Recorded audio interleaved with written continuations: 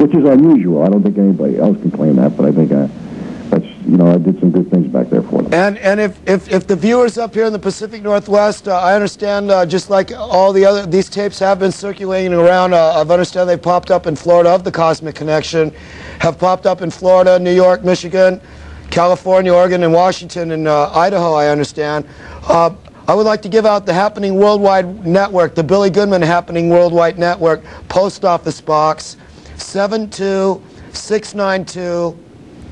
That's Post Office Box 72692, Las Vegas, Nevada, zip code 82970.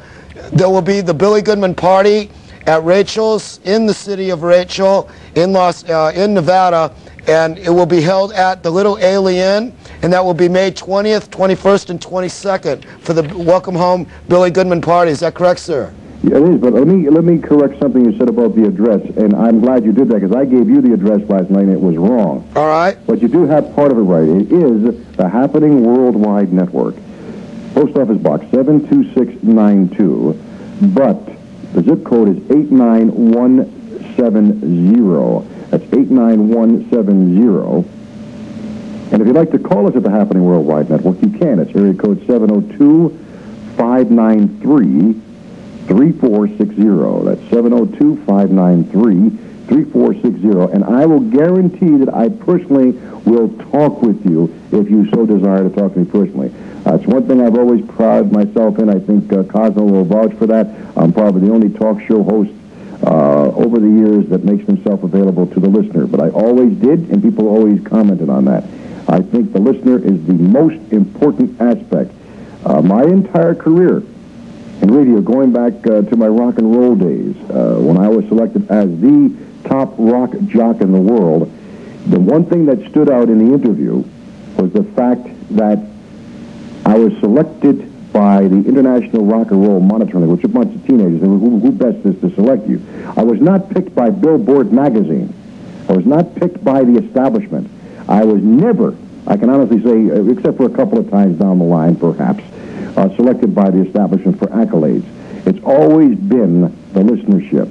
And it says right in the article, if you ever want a copy of it, you can get it, I'm sure. It says the one thing that Billy Goodman did was he understood his audience. And I serve you, the listener. I don't serve the establishment. That's right. Mr. Goodman, I'd like to take exception to that. I am the second person that does it. I take calls after the program, I answer my own letters, and I talk to the people directly. If they want to get in touch with the Cosmic Connection, they're dealing with me and not someone else. I probably should have said only. I probably should have said the first. How's that? Absolutely, Billy. All right. And you were also a rock jock on KRLA in Los Angeles. Is that correct? That's a long time ago. It sure is, pal. Those oldies but goodies. That's right. Yeah. Now, can you give us an update of anything like a new guest that you're going to have, somebody that is talking now that our viewers can set their sights on some information that you've come across? So I think you should watch for this very, very carefully. There is a gentleman running for sheriff here in Las Vegas by the name of Harry Tootle. The man is a very interesting man. I am backing him 100%. The one thing that he sticks for is our constitutional rights. He believes that we should have the right to keep and bear arms. And if he were elected sheriff, he says guaranteed that he would allow us to carry concealed weapons. I think that's one of the most important things that could happen, because I see that as the main deterrent against the criminal element. If a criminal who's intended on violating your space, whether carjack you, whether invade your home, rob you while you're walking the streets, or whatever the case might be, if he thought for one moment that perhaps you were armed, now I'm not talking about the hardened criminal, because we're still not going to get rid of those people right away, but the up-and-coming kids that just think it's such an easy thing to do. You're an easy mark. They know you're not carrying a weapon because they know it's illegal for you to do that. Well, he's turning that around. I think we should watch that very, very carefully. And I think if the day comes we can get a headline where it says all citizens are able and should be able to exercise their Second Amendment right, which is our inalienable right, not inalienable, inalienable. There should be no question about it. But of course, the laws have turned that right around on us somehow or other. I think crime would stop almost instantaneously.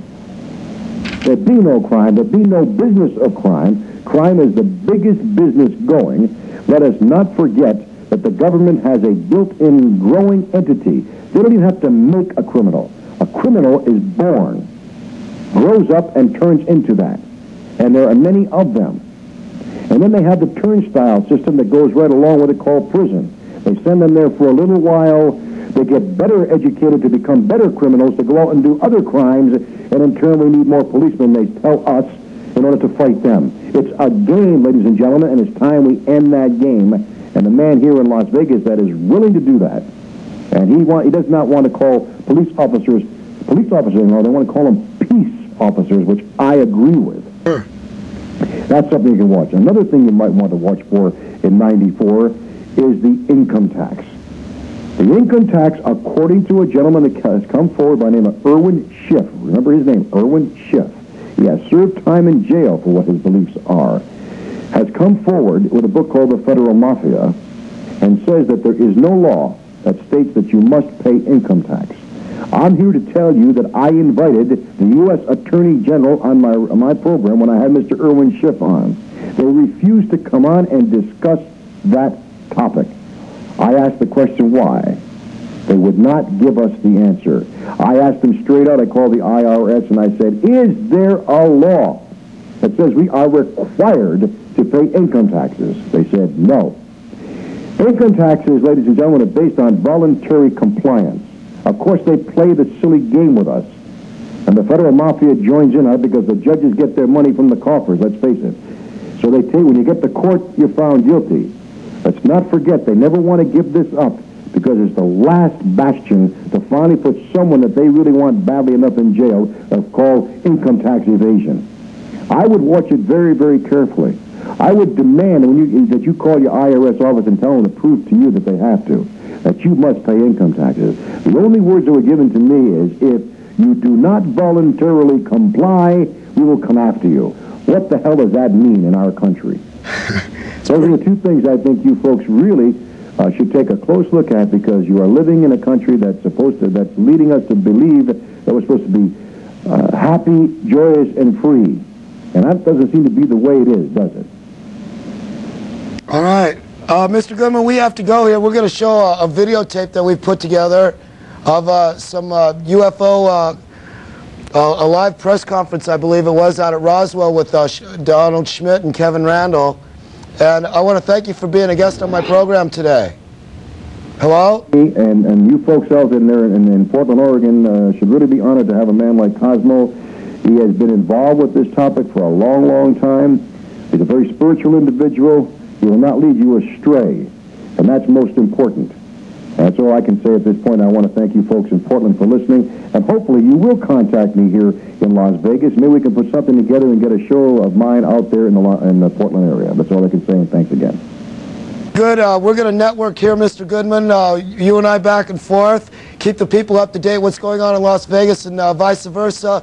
And we look forward to having you on our program again, and hopefully sometime soon you'll be in studio. All right, buddy. Thank you very much, sir. Ladies and gentlemen, that was Billy Goodman calling from Las Vegas.